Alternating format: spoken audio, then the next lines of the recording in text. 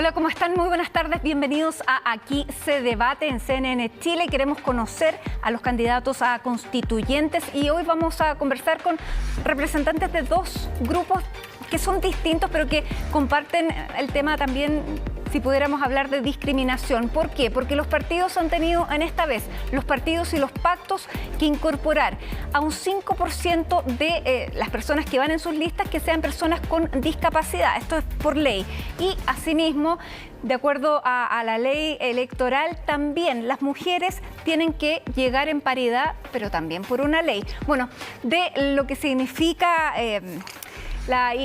la inclusión para todos, para personas que tengan alguna discapacidad, para las mujeres que somos la mitad de la población, vamos a conversar a partir de ahora con Antonia Orellana Guarelo. Ella va por el distrito 10 del Partido Convergencia Social. Salúdanos para que, Antonia, ahí te veamos. Ahí está a su derecha, en la parte baja de la pantalla, ahí está Antonia. Le damos la bienvenida también a Carolina García Vergesio. Ella va por el distrito 13 del partido Evópoli, de la lista Vamos por Chile. Y el único hombre del día de hoy, Jaime Troncoso Valdés, distrito 8, Partido Socialista, lista de la Apruebo. A todos, bienvenidos. Gracias por aceptar esta invitación. ¿Y por qué quieren ser constituyentes? Antonia, ¿qué fue lo que te motivó a ti a presentarte a esta elección? Yo busco representar a quienes buscan un país en que la salud, la educación, la vivienda, el agua, en el fondo, aquellas cuestiones que son básicas para la vida no estén entregadas al mercado, ¿cierto? Y también busco representar a aquellos que quieren participar en la Convención Constitucional, pero no solo decidiendo en los plebiscitos de entrada y de rechazo, sino participando durante el proceso constituyente, y es por eso que hemos lanzado, junto con candidatos de distintas listas y de muchas regiones del país, una plataforma que se llama constitucionabierta.com, que busca invitar a la ciudadanía a participar del proceso constituyente. Así que esa es nuestra intención, hemos abierto el proceso a través de la paridad, lo hemos abierto a través del 5%, a través de la participación de pueblos indígenas, pero hay que seguir abriendo para que participen las mayorías. Así es. Vamos con Carolina García. ¿Qué es lo que te motiva a ti para querer escribir esta nueva Constitución? Hola Matilde, buenas tardes, y a mis compañeros de panel, Antonio y Jaime, y a todos los que nos están viendo hoy en la tarde. Bueno, como tú bien dijiste, Matilde, mi nombre es Carolina García y soy candidata constituyente por el distrito 13, que es San Miguel, San Ramón, La Cisterna, Los Espejos, Pedro Aguirre Cerda y El Bosque. Y quiero ser constituyente porque soy mamá, emprendedora, jefe de hogar monoparental. Soy ingeniero civil de profesión y hace muchos años tuve un accidente que cambió de un día para otro mi vida. Me dejó con una discapacidad muy importante y en silla de ruedas. Por lo tanto, he vivido en primera persona lo que es la discriminación hacia los grupos vulnerables, como tú bien decías, Matilde. Y yo tengo muchos privilegios, como poder cambiar mi silla de ruedas, puedo acceder a tener cuidadoras que me acompañan en el día a día, ya que yo quedé con una discapacidad muy severa. Y quiero traer a colación que el 18% de la población en Chile tiene algún tipo de discapacidad y el 55% de nosotros, de las personas con discapacidad, pertenecen a los 2 quintiles de mayor vulnerabilidad. Y además el 5% somos mujeres, y si le agregamos que el 80% de las personas que cuidan a los ancianos, a los de tercera edad, a las personas con discapacidad y a los enfermos son mujeres que quedan fuera del mercado laboral, el círculo de la pobreza se agudiza. Entonces, yo quiero ser constituyente para poder representar a todos los que tenemos algún tipo de discapacidad y que quede reflejado en la Constitución que el Estado tiene que asegurar una real igualdad, no solo una igualdad de la ley, y para eso que remueva obstáculos para nosotros las personas con discapacidad. Vamos a hablar absolutamente de eso. Jaime Troncoso, ¿por qué quieres ser constituyente? Buenas tardes. Buenas tardes, muchas gracias por la invitación. Saludar a Carolina y a Antonia, digamos. Yo en primer lugar creo que que puedo hacer una contribución, digamos, a recuperar la convivencia nacional. Creo que es muy importante después de que el sistema político crujió a propósito de las tremendas movilizaciones que hubo inmediatamente antes de la pandemia, digamos. Y en segundo lugar, porque creo que es posible avanzar hacia un nuevo pacto social que desplace finalmente el Estado subsidiario por un Estado solidario, efectivamente, de derechos sociales garantizados, digamos. Y en tercer lugar, y tal vez para mí sensiblemente una de las cosas más importantes, digamos, ser un poco la voz de las demandas del movimiento de personas con discapacidad, digamos, particularmente el reconocimiento institucional de sus derechos, digamos. Yo me tocó conocer a mí otras realidades, digamos, porque en dictadura fui de manera muy poco grata invitado a abandonar el país, estuve preso, fui torturado, digamos, y eso me permitió además conocer otras realidades y cómo es el trato con la discapacidad de estados desarrollados, digamos, estados de bienestar. De manera tal que puedo hacer una contribución, a mí me parece muy importante, porque la lucha en el fondo de la discapacidad es una lucha contra el modelo, digamos, porque el modelo es un modelo excluyente, un modelo rentista, un modelo que considera que nosotros en realidad no somos efectivamente rentistas y de alguna u otra manera no somos sujetos de derechos, sino que somos sujetos de caridad o sujetos de conmiseración. Por lo tanto, yo creo que hay que recuperar y reconocer esos derechos de manera constitucional. Tú sufriste una poliomielitis severa en la niñez y eso te ha hecho usar bastones, muletas. ¿No es así? Yo cabalgo en un par de muletas desde que tengo conciencia, digamos, y tuve la posibilidad el año 60 aproximadamente que el Estado efectivamente pudiera socorrerme. Tengo 7 operaciones en el Hospital Pablo Maquena, que era parte del Estado, digamos, y mis padres no tuvieron que pagar ni un peso, digamos, por esas cosas. Yo quiero recuperar precisamente ese Estado más protector, más solidario con las personas precisamente con discapacidad y todos los chilenos, por supuesto. Vamos a hablar de eso luego de una pausa porque tenemos que ir a un breve corte para volver y entrar ya de lleno en la conversación con nuestros candidatos a constituyente de esta tarde, así que no se vaya.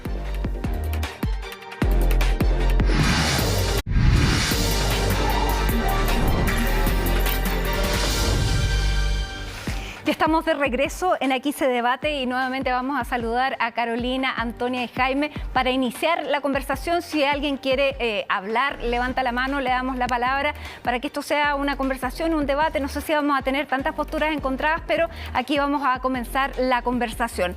Y a propósito del tema de la discapacidad, quiero partir contigo, Carolina, preguntándote si, de acuerdo a tu postura, el Estado debiera ser o tener un rol más social con el tema de la discapacidad o quedarse en el rol subsidiario que hemos conocido hasta ahora. Mira, Matilde, de todas maneras, ir avanzando hacia algo más social. La Constitución, lo importante que tenemos que tener claro es que no va a resolver todos los problemas. Fija estándares al Estado, entonces en materia de discapacidad tienen que ser más exigentes y por eso es que yo quiero estar en la Constitución para que eso quede plasmado. El Estado tiene que procurar una real igualdad, no solo en igualdad formal ante la ley, y para eso tiene que remover los obstáculos para las personas con discapacidad. Por ejemplo, ¿qué quiere decir eso? Por ejemplo, en la práctica, en que si ponemos eso en la Constitución, el día de mañana, si el Estado, por ejemplo, quisiera sacar un plan lector para niños del país, para niños de todos los niños del país, el deber constitucional que tendrían no solo de que sea un plan igual para todos, sino que además tienen que haber adecuaciones para los niños con discapacidad. Por ejemplo, para niños ciegos, para que puedan disfrutar en igualdad de condiciones con el resto de los niños. Entonces, el lector probablemente significaría que tendrían que haber el mismo plan en braille para niños ciegos, por ejemplo. Claro, pero entonces, por ejemplo, Jaime ponía el ejemplo propio de que él en la década de los 60 recibió una atención de salud gratuita. ¿Se debería volver a eso para personas que tengan algún tipo de discapacidad, especialmente a lo mejor niños? Porque además la discapacidad, como tú bien decías antes, también se vincula a un círculo de pobreza. No, totalmente, y yo estoy muy convencida de que tenemos que poner ver la manera estoy súper abierta a discutirlo, de ver cómo poner garantías para que las personas de mayor vulnerabilidad, que son en el fondo los niños, las personas con discapacidad, las personas de tercera edad, puedan tener garantías, sobre todo en lo que es acceso a una salud, como lo que dice Jaime, que muchas veces eso no lo vamos a poder, o sea, es ideal que todo el mundo tuviera eso en igualdad. Claro, y ahí tenemos una coincidencia entre un militante del Partido Socialista y un independiente que va por el cupo de Evópolis, así que ahí está, hay una noticia en este panel. Jaime, sin embargo, ¿es solamente rol del Estado o debiera también tener una participación el sistema privado? ¿Cuál es el ejemplo que conociste tú? Yo no me opongo, digamos, a que el sistema privado contribuya a darle un tratamiento digno a las personas con discapacidad, digamos. Lo que pasa es que la institucionalidad chilena que tenemos desde la Convención Internacional de los Derechos sobre las Personas con Discapacidad del 2006, que fue ratificada por Chile en 2008, actualizada en la Ley 20.422, posteriormente en 2018 la Ley de Inclusión Laboral, es una institucionalidad débil y floja que revela que el Estado está a la cola de los problemas de las personas con discapacidad, porque el problema de las personas con discapacidad está en el último lugar, está a la cola de todos los problemas, como que el Estado también está a la cola a partir, digamos, de la preeminencia del Estado subsidiario. Yo creo que el reconocimiento de los derechos de las personas con discapacidad requiere ser elevado a un rango constitucional. Creo también, digamos, que todos los esfuerzos que existen hoy día dispersos, el SENADI no tiene dientes realmente para resolver prácticamente ninguno de los temas más importantes. Lo que decía Carolina es absolutamente cierto, un porcentaje altísimo. Yo tenía una cifra del orden del 63% que cruza la pobreza de personas con discapacidad. Y los 2 quintiles efectivamente son abismantes esas cifras. Yo creo que si ustedes supieran, digamos, el retraso cognitivo que tienen las personas con discapacidad, que son adolescentes producto de la pandemia, es enorme, porque no tienen acceso a la tecnología, no tienen acceso a computador, en un año no han podido hacer absolutamente nada. Entonces, la verdad que esto, ¿para qué decir los problemas de accesibilidad, de transporte, de vivienda, digamos? Fíjese usted que la Teletón surgió precisamente cuando se municipalizó la salud el año 78.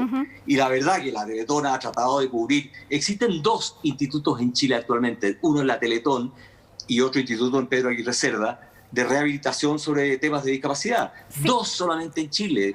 De manera que la situación es absolutamente lapidaria. Antonia estaba levantando la mano y después le doy la palabra a Carolina, que también la levantó después. Antonia. Sí, yo comentaba un poco respecto a derechos sociales universales, porque precisamente a mí me interesa que más allá de nuestras demandas, que son en el fondo a veces fragmentadas por distintos grupos de la población, podamos hablar de un Estado cuidador en su totalidad. O sea, recién Jaime decía, el SENADIS no tiene dientes. Bueno, este año ha quedado más que claro que el Servicio Nacional de la Mujer tampoco tiene dientes. El Servicio Nacional del Consumidor tampoco tiene dientes. Y el CENAME tiene dientes, pero para las personas equivocadas, a los que muerde, digamos, a los niños. ¿Ya? Entonces, ¿qué es lo que tenemos acá? Tenemos un Estado que se ha reducido al mínimo por razones de radicalismo ideológico, de purismo ideológico hacia el mercado muy dura, y ha dejado a la mayoría de la población en una situación de abandono. Entonces, cuando nosotras planteamos derechos sociales, cuando planteamos un Estado cuidador, básicamente lo que planteamos es una nueva revalorización de lo público como un lugar de encuentro de todas las personas, independiente, ¿cierto?, de nuestras condiciones particulares, ¿ya? Sino de entender lo público como aquello que nos pertenece a todos y no solamente a quienes no pueden pagar por lo privado, porque eso es lo que ocurre hoy. ¿Ya? Lo público es solamente a lo que acceden, la salud pública es a la que acceden quienes no pueden pagar la privada, la educación pública es a la que acceden quienes no pueden pagar por la privada, Y precisamente eso genera estos problemas de segregación, de círculos irrompibles, ¿cierto?, de pobreza y también de malas políticas públicas. O sea, podemos hacer, y eso, perdón, pero eso las feministas lo sabemos muy bien. Chile fue uno de los últimos en consagrar la Convención para la Eliminación de la Violencia de la Mujer en los 90, ¿cierto? Veníamos saliendo de una dictadura con la que nadie quería firmar tratados. Pero ese convenio, la CEDAW, pasaron décadas para que el Estado le diera un protocolo facultativo, es decir, que bajara a tierra lo que implicaba ese tratado. Pero aún así, habiéndolo bajado a tierra, lo que ocurre es que el Estado no tiene infraestructura, no tiene normas de crecimiento, funcionarios, para poder implementar esas normas. Entonces, aquí es importante que no solamente garanticemos derechos a nivel constitucional, sino que además pensemos en una reforma a la estructura del Estado, a terminar con el Estado subsidiario y avanzar hacia un Estado garante de derechos sociales, porque si no, nos va a pasar lo que a las mujeres nos ha pasado por décadas, que se garantiza algo en el papel, pero la estructura real es tan desigual y nadie se preocupa de corregirla, que en el fondo esos derechos terminan siendo de papel. Carolina había levantado la mano. Sí, no, que me surgen un montón de cosas con lo que dice Antonia. Claro, Antonia propone un Estado garante, pero no nos podemos olvidar de que nuestro Estado tiene un pozo que es finito. Entonces, de pronto tenemos que ver qué es lo que vamos a realmente a tener garantizado. Pero yo quiero volver a lo que hablaba Jaime. Con respecto a, por ejemplo, también me siento reflejada por lo que Jaime trae, ya que creo que tenemos que darle también más presupuesto a lo que es el Ministerio de Desarrollo Social. Porque hoy también, como dice Antonia, el Senado o Jaime no tiene recursos como para poder hacer cosas. Entonces, al final siempre estamos como que a la cola las personas con discapacidad. Jaime, y, perdón. Sí. Un segundo. Yo viví en primera persona, lo que te decía, yo siendo ingeniero civil tuve este accidente que me cambió la vida y después, buscando trabajo, nadie me contrató, porque parecía que era como o sea, todo mi uniforme de ingeniera y mi experiencia, chao, a la basura. Oye, porque la silla de ruedas era más importante. Entonces, gracias a la ley 21.015 que llegó, que dice que al menos el 1% de las personas que trabajan en una empresa tienen que tener discapacidad. Yo celebro la ley de todas maneras, pero tenemos un gran problema. Ahora, eso es parte del modelo, Carolina, como planteaba Jaime, porque el modelo que tenemos es un modelo que beneficia, un modelo economicista, donde una persona que tal vez se sospecha que no puede tener las mismas capacidades se la margina. Al tiro, Jaime. Un tema cultural, tenemos un tema cultural que podríamos estar horas conversando, que trae a las mujeres, a las personas con discapacidad, a los LGBT, todo eso. Pero yo, ¿de dónde vamos a sacar el talento? Entonces, yo quisiera propender a emparejar la cancha, cómo vamos a trabajar lo que es la educación, lo que decía Jaime, la accesibilidad universal, ni hablar en los pueblos y en las ciudades lejanas. O sea, los niños no tienen acceso a temas de poder tener acceso a temas braille o a escuchar clase normal, los niños sordos. Candidato, nos quedan 4 minutos y le tengo que dar la palabra a Jaime y luego Antonia, que también está ahí pidiéndola, así que vamos con Jaime. Oye, a mí me parece que las soluciones en la medida de lo posible, como decía una amiga mía que va de candidata a presidente, ya prácticamente están superadas. Yo creo que el estallido social que ocurrió movió las placas tectónicas del sistema político y esta convención constitucional tiene que elaborar una constitución que recoja efectivamente las demandas. Yo creo que hay que ir en la medida de lo necesario, digamos, que es lo que se está diciendo hoy día. A mí me parece, francamente, que los temas fundamentales, las pensiones, la vivienda, la salud, la educación, son temas civilizatorios hoy día, siglo XXI, para un país como Chile. Me parece absolutamente inadmisible, demencial que una persona que trabaja 40, 50 años reciba 150.000 pesos porque la industria, las AFP, no hacen posible que pueda ganar más. Entonces, Y si uno traslada este problema social y político a las personas con discapacidad, con mucho mayor razón, digamos.